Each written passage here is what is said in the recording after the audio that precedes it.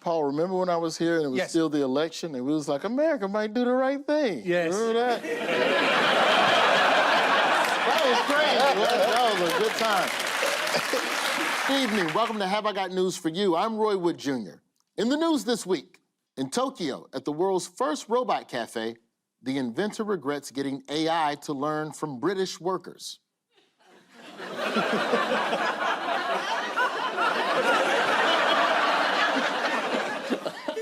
Elton John denies he's overindulging his pet dog as he takes little Sasha for a tapeworm injection.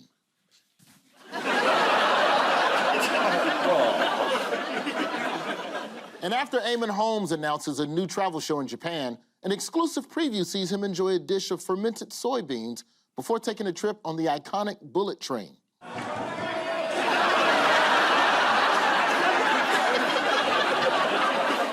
On Ian's team tonight, an actor and comedian who has 5 children, or as Boris Johnson would put it, hardly any. Please welcome Guz Khan. On Paul's team tonight, a journalist and broadcaster who hails from Scotland, or as we Americans call it, the land of Mel Gibson. Please welcome Kirsty Wark.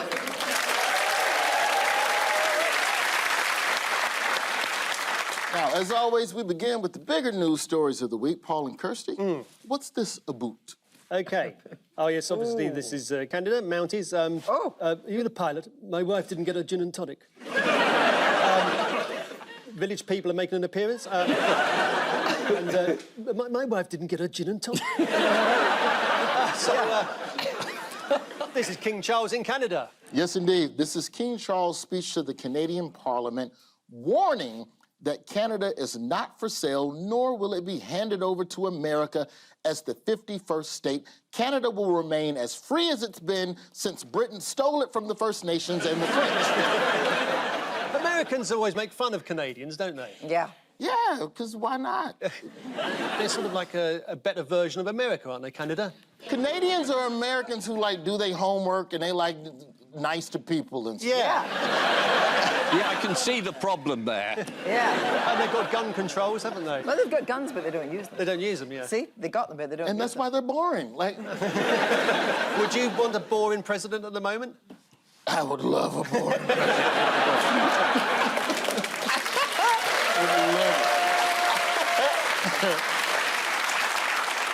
What traditional Canadian activity did King Charles partake in while over there? Ice hockey. Snowshoeing. Ryan Gosling. Is that an activity? King Charles was offered a puck. Yeah, ice hockey, yeah. Yeah. When you visit America, I don't know if you know about any of our traditions, but when you visit America, we allow you to deport one immigrant. And that's... Are you going to get back in, do you think, when you go back to America? While you... Oh, no, I'm going to be back before this airs. So. Oh, right. I'm good, bro. What's the big setback for Trump this Oh, tariffs. It's taken the courts a long time to come to the decision that these tariffs are illegal. He's not allowed to impose them. Trump is basically like most of my uncles, and they're all Pakistani. So in a very different way, like, he just be talking whatever he wants. Like, bro, my uncle is just like him in the sense that if you let him lead the free world, my uncle will be there saying, Greenland, mine. Canada, give him to me. Uncle, Canada is not a person. Give him to me anyway. Canada is mine, Greenland is mine. This is what happens when you let them people close to 80 around the world. On which occasion did Trump display his natural ability, though, this week, to tailor the right words to the right moment? Oh, yeah, he posted a thing saying Happy Memorial Day, which you don't tend to do when you're commemorating the dead. Okay, but that wasn't all. No, I remember the first bit of it. And he said, and particularly to all those people who've spent 4 years trying to oppose him, miserable left-wing lying toads. Yes, Trump posted on his social media, Happy Memorial Day to all, including the scum.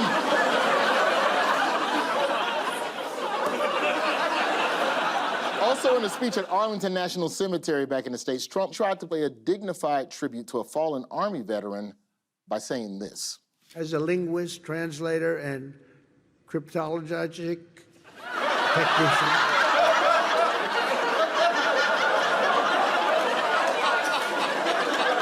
Guz, bonus points. What is a cryptologist? I know, but he said it just like my uncle, too. Politics, I don't know what... Trump also made a speech to graduates at West Point Academy. Yes. His speech was rambling and incoherent, and guess what? I got a game for you. Yeah. So here we have the many tangents of Trump. Right, what are we meant to do now? Okay. We're all stunned by the special effects. I'll get the randomizer going. It's going to stop on one of the graphics. You have to tell me what tangent Trump went off on. Yes. Fingers on buzzers. Okay. Here's the first one. All right. That's a stealth bomber. Okay, but what was the tangent? Like, how did he... We've got a stealth bomber, but you can see it. No, he said, no, we've got a stealth bomber, but, you know, you can't see a stealth bomber, so we actually don't know how many we've got. Did he say the Qataris are giving him a free stealth bomber? In gold, with taps? Let's take a look.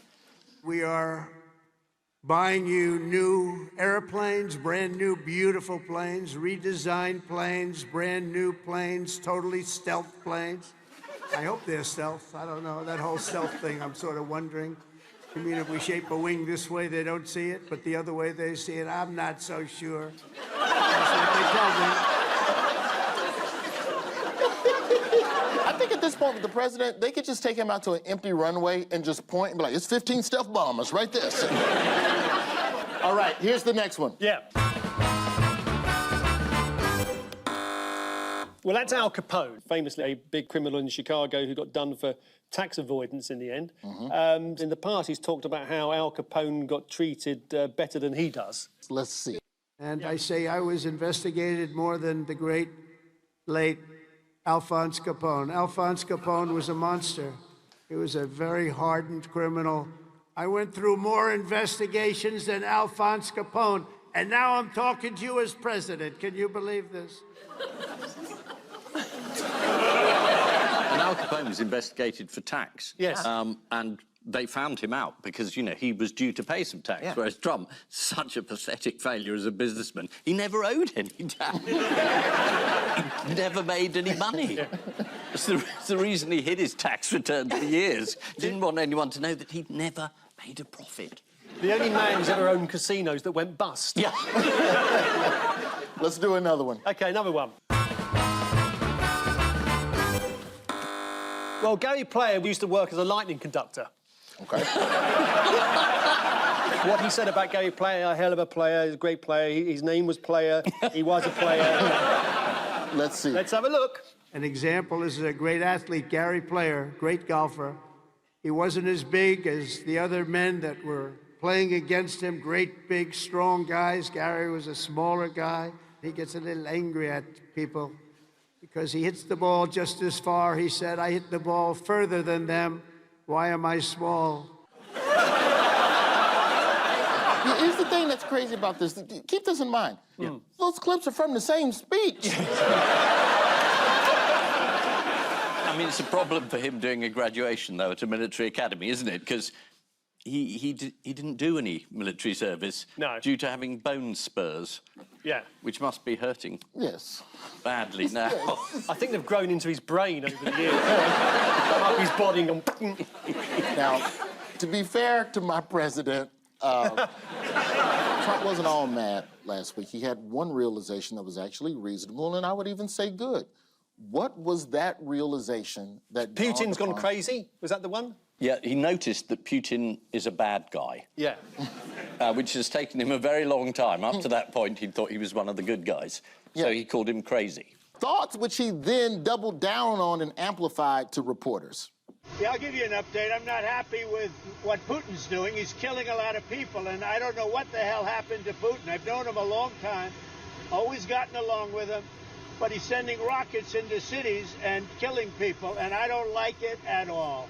And something happened to this guy, and I don't like it. His two bodyguards in the background aren't taking their job particularly seriously, are they? Do you think Putin's scared when he watches this video? Or do you think he laughs until he can't stop? It's pathetic. pathetic. That's the leader of the free world. God. I don't like it. He's a 3-year-old in a hat.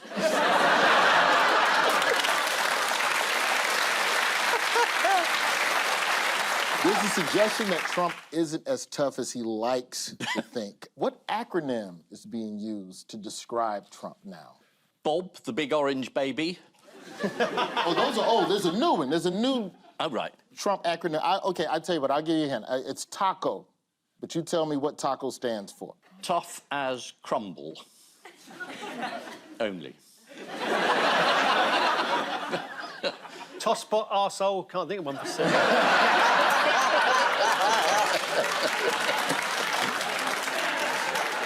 TACO stands for Trump always chickens out. Oh. And Trump has described the acronym as nasty. I like the American comedian who said he used to be known as POTUS and now he's known as Despotus. This is King Charles at Canada's state opening of Parliament. During the royal visit, King Charles planted a tree in Ottawa. Thank God, because Canada finally is getting some much-needed trees. Trump's performance at West Point was criticized on social media, with one user describing the speech as a midlife crisis. Midlife. All right, Ian and Guz, here's yours. That's the new nationalised train. That's the Transport Secretary. Don't worry, another one along in a minute. And that's old clip of British Rail and him saying, remember, take the car. We've got a new nationalised railway. Okay. Which has been coming a long time. And it's first day out. You're looking sad. No, I don't really like trains. That's all it is. What they do to you? What did the train? No, I just got bad memories. You know, like when I was a kid, the only way we could get on trains is really just get in there without paying. And then there was a technique where you would hide in the toilet to try and get away with a fare. And there was just one particular time when there was like 8 of us hiding in the toilet. And one of the dudes who joined us in the toilet, we didn't know who he was. And it was a very tense journey between Coventry and Birmingham, that's all I'm going to say. Bad memory. I don't feel like we have enough time to unpack these memories yet. The rail company was Southwestern Railway, which came under state ownership at 1:59 a.m. on Sunday, followed by an announcement that the 2:27 a.m. from Guildford to London Waterloo had been cancelled. The first scheduled train Yes. that was actually there was from Woking. Yes. And it got as far as Surbiton, and then there was a bus replacement. And I have to say, this is just for the interests of balance. Yes. When they privatised the rail service, the first train, there was a big hoo-ha, first privatised train, it was cancelled.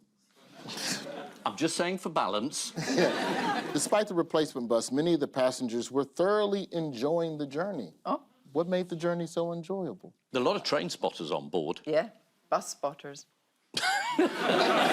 Several train enthusiasts were delighted to be aboard the historic journey, including Rob Potter, who celebrated the occasion with a Lafroig single malt. Great. Let's get a picture of old Rob up on the screen. There's Rob. He's still on the train. Yeah. That's a 5:30 in the morning train. Do not clap. Moving on from British transport, who wants to see a dog on a motorbike? Oh, yeah. There we go. Let's do that. Well, I've never seen it with the whole harnessing thing before, but unfortunately you can't be riding around with the dog in between your arms like that. Did you notice that hesitation when he said between? Yeah, there's a lot of fur in there.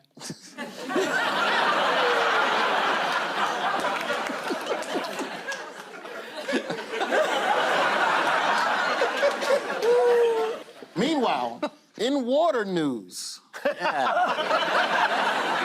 y'all just think I can't handle the good stories? You just can't give me... They find Thames Water. Yeah. Yes. Yes. Over and over and over. Millions Yeah, and millions and absolutely. millions. It's about time. Yes. They find him. Because they were going to give dividends out again. They'd given dividends out to their shareholders, which were massive in the last 2 occasions, and that's when the big row started. And the man in charge appeared in front of the select committee and said we had to give out these huge bonuses and dividends because the shareholders insisted. And then a day later he said, oh, yes, when I said the shareholders insisted, I meant they agreed when we told them we were going to do it. He said he misspoke, which is a new word, which means lied. Who else has come in for criticism after announcing a spending splurge? Nigel Farage. And Keir Starmer has said that if he's adopting Liz Trump's idea... Liz Trump, that's a very good mistake. Liz Trump, did I see the two are very similar. He announced his new brilliant ideas for Britain. Yes. He got out a fag packet, looked at the back of it, and there it all was. Yeah. What you've got to do is we've got to cut taxes and increase spending. Yes. Brilliant. Yes. Nigel Farage listed a number of reform tax and welfare policies in a major speech, which, according to the Institute of Fiscal Studies, could cost up to $85 billion. But how did Farage say he's going to pay for all of this? He said we're going to scrap net zero. Okay. And that'll save 40 billion, which he won't. It's about 6, I think, tops.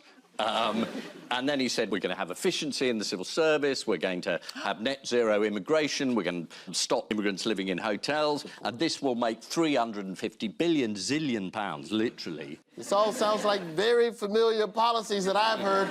Yeah. Yes, I'm pretty sure that he also wants to put up a wall between the UK and Mexico at the border. He's going to bring in Elon Musk. Yeah. He's the man. Yeah, that could work. Maybe Elon is on his way over here. Absolutely. Maybe that's why Elon quit working with Trump. Yeah. Good luck. Is it fair to compare Farage to Truss? Yes, except he's madder. That's a bold statement. Yeah, Madder than I know. Liz Truss. No. What happened to that brother that Liz Truss used to roll with? Do you remember? The Chancellor. Kwasi Kwarteng? Yeah. Kwasi Kwarteng. Is he all right? Like, I've just never heard of him again. He was around for a bit and then Kwasi was gone. I'm worried about him, really. Yeah. He moved to America, but the initials KK were a bit of a problem, so he came back again. Does anyone remember High Wycombe MP Steve Baker? You know Wycombe. Hi, Wycombe. Yeah, that's why. Hi, Wycombe. Hi, Wycombe. It's also known as the Gulf of Wickham, if that helps.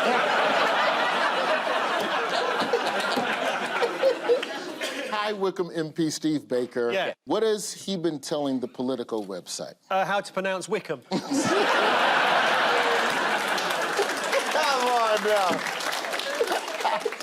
We don't know. Tell us, Roy. Now, Steve Baker's been complaining about the inadequate payoffs that MPs get when they lose their seat, and is calling for a 1 year's redundancy pay instead of the 4 months that they currently get to get us over the horrible process of actually getting a job. And he continued and said, as soon as I apply, they know who I am. They do the Googling and they don't want me. Staying in High Wycombe. Wycombe. Did I say it right? Did I say it right that time? Yeah, you said it. All right, staying in High Wycombe. What traditional custom have the MPs of Wickham been forced to take part in? Oh, is it lobbying for PPE contracts?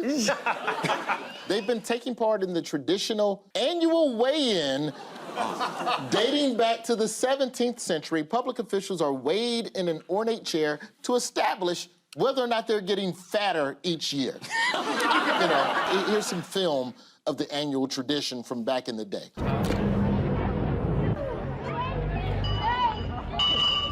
Councillor Wood, 20 stone!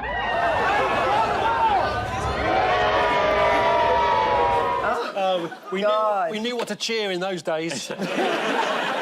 There's one person who will be particularly interested in this story about what y'all be watching over here? What show was it? That was a hit show. No, it wasn't. All right, so this is the first railway franchise to be nationalized by the Labour government. Journalists were keen to bombard Transport Secretary Heidi Alexander with questions, but were thwarted as in a political masterstroke, she went and sat in the quiet carriage. Time now for round 2. Yeah. And this is gonna be my favorite round. We're calling this the Star-Spangled Hammer. Fingers on buzzers, teams. Let's do it. What do you see right there? For the sake of filling in the gap, we don't know. This is the news that the Gloucester Services has been voted Britain's favorite motorway service station. That's my favorite one, too. Yeah. Anytime I'm riding through Gloucester. Where is that? Gloucester, over there about it, off the M40. You know the one. It's right next to High Wycombe. Yeah, it's right around the corner. Here's what it looks like on the inside. Posh. Yes. God. But is there KFC there? If there's no KFC, then this is no use. Which one was voted least favorite in Britain? Was it Cobham? Cobham. Clackett. Bridgewater Services in Somerset, also on the M5, came at the bottom at 23% approval rating. Here it is. Terrible, that's somebody's house. But you know what, brother? There's a KFC there, so... According to the Daily Mail, it was described by one visitor as smelling like stale urine. Ooh. Not even the dignity of fresh piss. While we're on the subject, who fancies a game of Name That Service Station? Fingers on the buzzers. Here we go. Which service station, one of the largest in the UK, opened in 1993 between junctions 5 and 6 at the M25 in Surrey and was originally going to be called Titsywood? No, they're having you on here, I think. Ian, you mentioned it earlier. Was it Cobham Services or is it Clackett Lane? Clackett Lane Services! This is unbelievable. It's unbelievable. Next, which service station opened on the M5 in 1966? M5 again? 1966. Oh. Between the Quinton interchange at Junction 3 and at the 838 at Junction 4. You want just the name? Hey, your name, okay. Or you want the place? Name the service station. Boringwood Services. It's Frankly Services. And frankly, I'm disappointed that y'all didn't get it. When she said boring wood, that wasn't a personal criticism. How do you all not know this? How do I know more about your country than you? Which service station sits a mile west of Junction 17 on the M4 between Bristol and Swindon and was once described as unquestionably the Xanadu of the M4? I got the answer to this. Who gives a fuck? That's the answer. It is the Lee Delamere. Thankfully, that is the end of Name That Service Station. Back to the news. Yeah.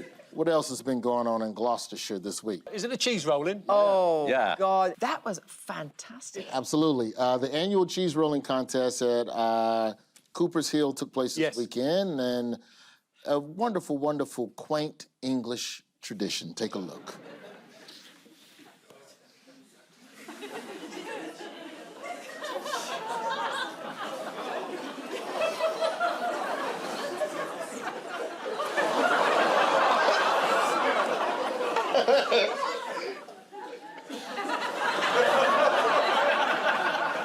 You can only do stuff like that when you're in a country with good health care. Like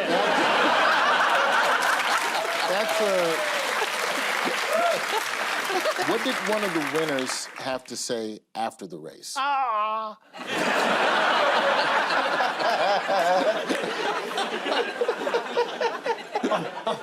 I'm dairy intolerant. It was a dream come true because he won it the year before as well. Yep. 23-year-old Tom Kopke retained his title from last year. There he is. He said after the race, all the people at the top said they were going to steal my title. This is mine.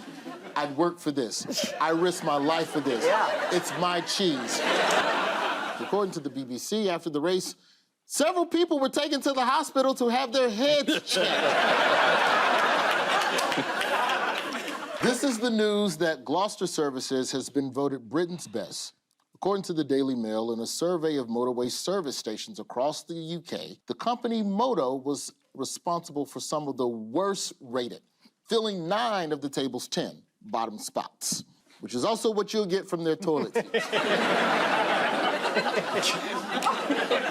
Fingers on buzzers, teams. Yeah.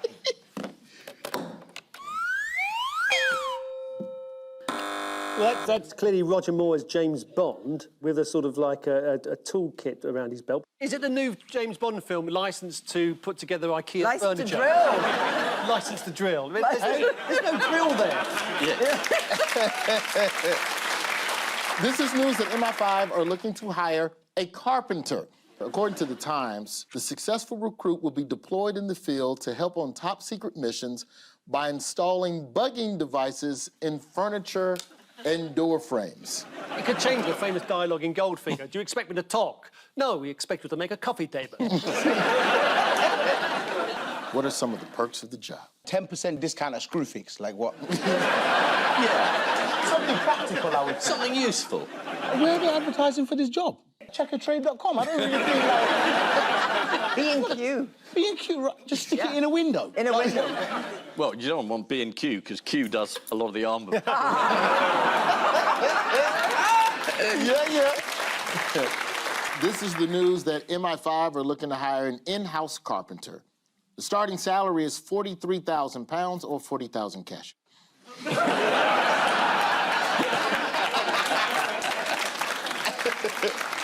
Fingers on buzzers, team. Yes. I think I'm reading the wrong newspapers. This is the news that 1 in 3 people aged 18 to 24 could not identify a hole punch. According to one Gen Z office worker, young people don't use paper that much. Yes. When told that a hole punch was used to put A4 paper into ring binders, some asked, what is a ring binder? Of the 1,018 to 24-year-olds that were surveyed, what were some of the other stationary items that they were perplexed A rubber.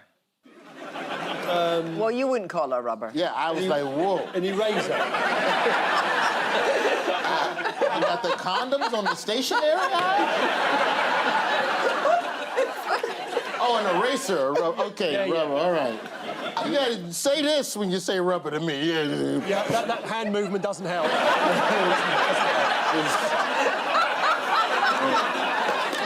You don't need a rubber if you're doing that. You don't need that. Oh, dear me. They were baffled by pencil sharpeners and paper clips. I like a pencil. Do you? Yeah. I do an HB2. In other news, Yeah. Yeah. Unfortunately, no, the HB2 joke's been delayed.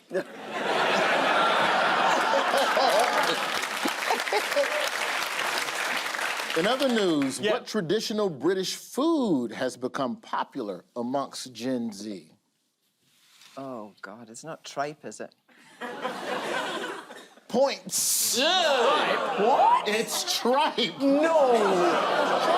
Yeah. Apparently, the stomach line or whatever it is, apparently tripe tastes great when cooked in an air fryer. According to a survey, other classic British foods, and I use that phrase cautiously, there's other classic British foods that are making a comeback, such as liver and onions and Spam fritters. Why would you fritter it, though? I'm afraid I'm not Nigella. Do you think Ian has ever had a Spam fritter in his life? Everything we just talked about, I feel like you just add chlorine to make it better. Over in France, Yeah. what food are young people saying non to? Foie gras. Snails? A survey revealed that young people in France do not like smelly cheese as much as their parents. According to the president of one cheese association, Veronique Rocher-LaRouge, I assume that's French, LaRouge said young children are now given highly processed cheese that has no taste. We're becoming increasingly sanitized and Americanized. First off, Veronique, watch your mouth. Number two, the reason why Americans eat cheese out of a can is because we work 50 hours. We don't have time to chase our cheese down a hill. Staying with France. Yes. Why have the Macrons made the news Yes, this is very week? good. They were coming down, they'd arrived in a plane, they were coming down the steps, but before they came down the steps, they opened the door just as she sort of like pushed him away, and then he sort of like was about to retaliate or react to her and realised he was on camera, so he sort of went... Yeah, it was wild to see. Matter of fact, we have the tape. Let's take a look at it. Yeah.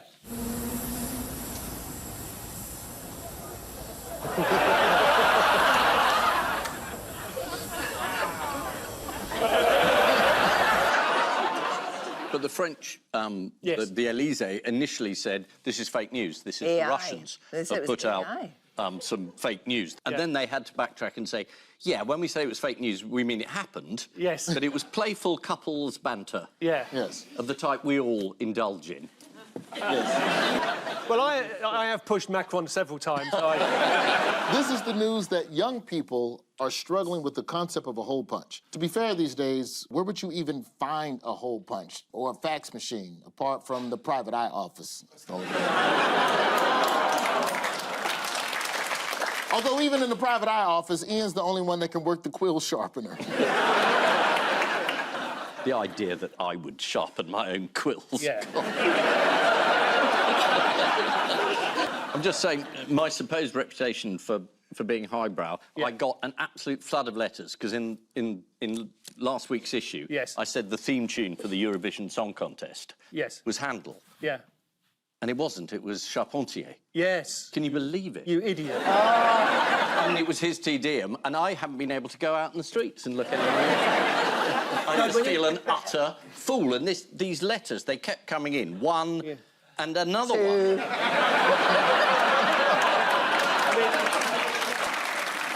Time now for the odd one out round. Just one between you this week. They are Warrant Officer First Class Matt Howarth, Johan Hilberg's neighbor, a natterjack toad in the South Downs, and Ed Davey. Ed Davies done well in the local elections. He's had a comeback. Natterjack toads have Yeah, he's come standing back. for reform. He won. Natterjack toads have come back. 25 toadlets were found in some national park. You have no idea, do you? No. No. Do you know? To be honest with you, I haven't really paid attention to the news. But I feel grossly underprepared. I'm trying to figure out why the Ed Davey picture, why is he grabbing imaginary boobs?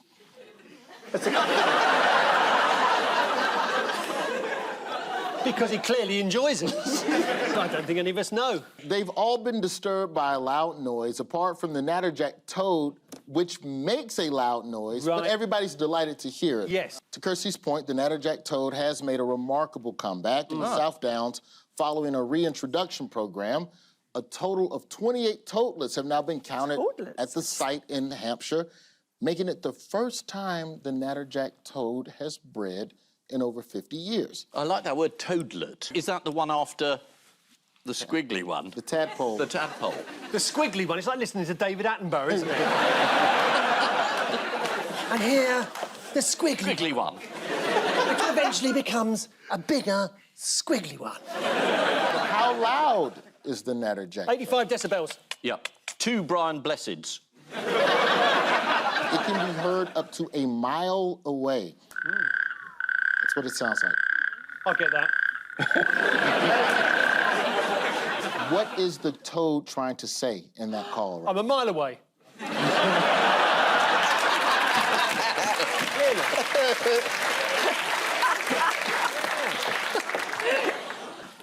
Ed Davey has been disturbed by headphone dodgers, people who play music or videos out loud on public transport with no headphones. So he wants to fine offenders £1,000.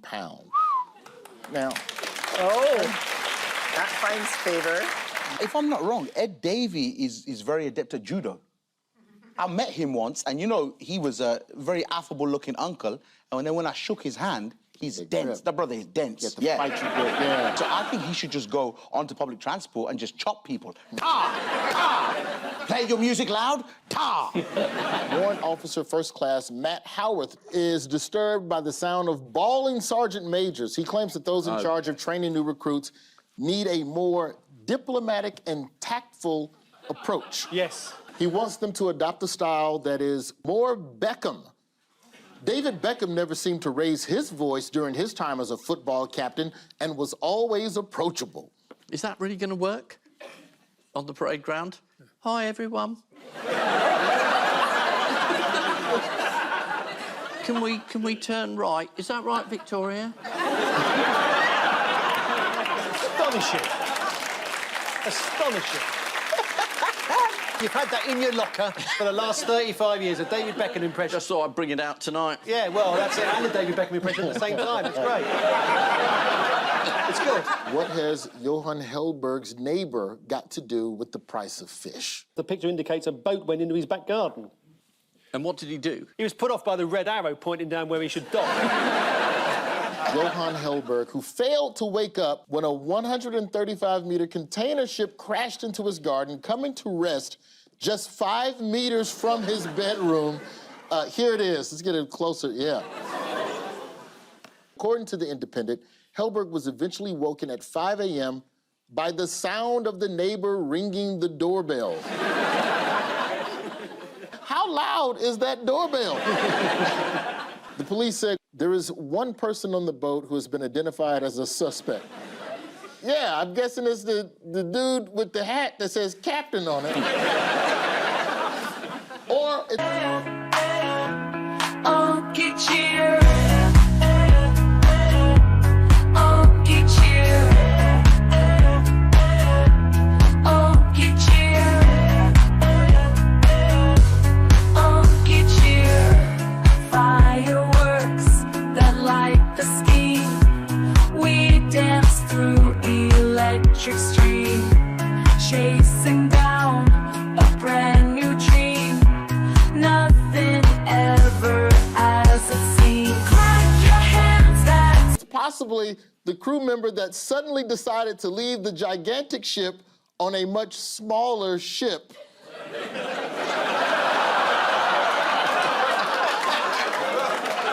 They've all been disturbed by a loud noise apart from the natterjack toad, which makes a loud noise, but everyone is delighted to hear that noise. The natterjack toad is easily recognizable due to its distinctive yellow stripe, which runs down the center of their back. It's a key to their survival as it also stops cars from parking on them. A Norwegian man woke up to find a huge container ship in his garden after it crashed and ran aground. Here's a photo of the incident. To be fair, we've all got drunk and ordered too much stuff on Amazon. Okay, time now for Missing Words Round, which this week features its guest publication, local news magazine, Cumbia Crack. It's not a drug reference, so don't go ringing them up asking for Charlie, as you'll just get a junior reporter. We'll start with, surprise as what spotted in tree in Keswick? I know, it's one. Duchess of Argyll. Leaf. Surprise as 86-year-old woman spotted in tree in Keswick. Yes. This is 86-year-old Margaret O'Neill, who went on a treetop adventure at our local Go Ape. Go Ape is not the only new experience Margaret has taken up recently. According to Cumbia Crack, she even went stand-up paddleboarding last year and fell in so many times she was almost made leader of the Liberal Democrat. Next, Brits are second best in the world at what, just behind Americans? Pronouncing High Wycombe.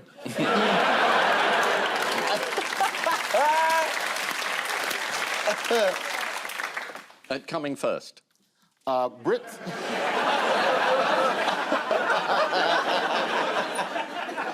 Brits are second best in the world at swearing, just behind Americans. What a load of fucking rubbish. One of the politest nations in the study is Hong Kong, where banned words include fuck, shit, and democracy.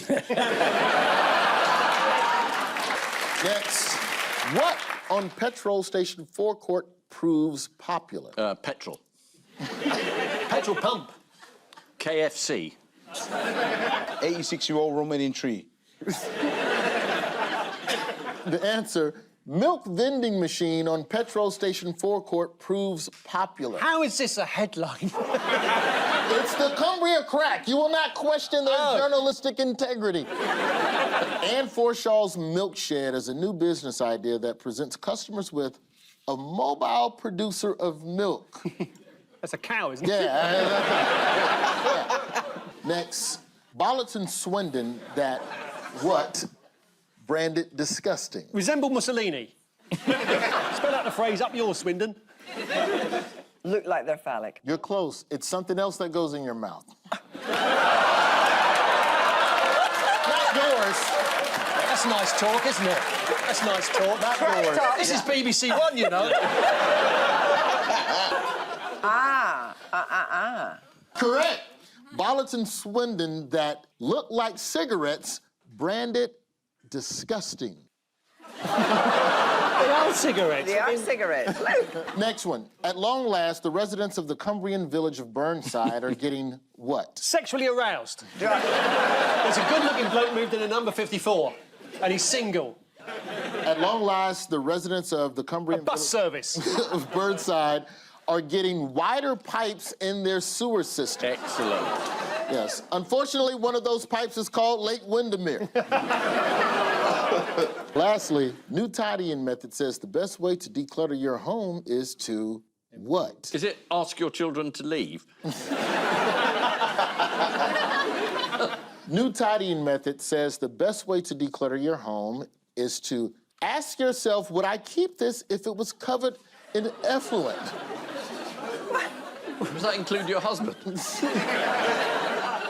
This idea has been publicized by Amanda Johnson, who is an influencer and content creator who recommends we all get rid of things that don't serve a purpose, which is dangerous words coming from an influencer and content creator. So the final scores are Ian and Guz have 2 points. Paul and Kirsty have 4 points. Water and glaze. But before we go, there's just time for the caption competition. Do you think I should stop the Ozempic now? On which note we say thank you to our panelists Ian Hislop and Guz Khan, Paul Merton, and Kirsty. I keep flipping that R. You could just call me Thirsty Work.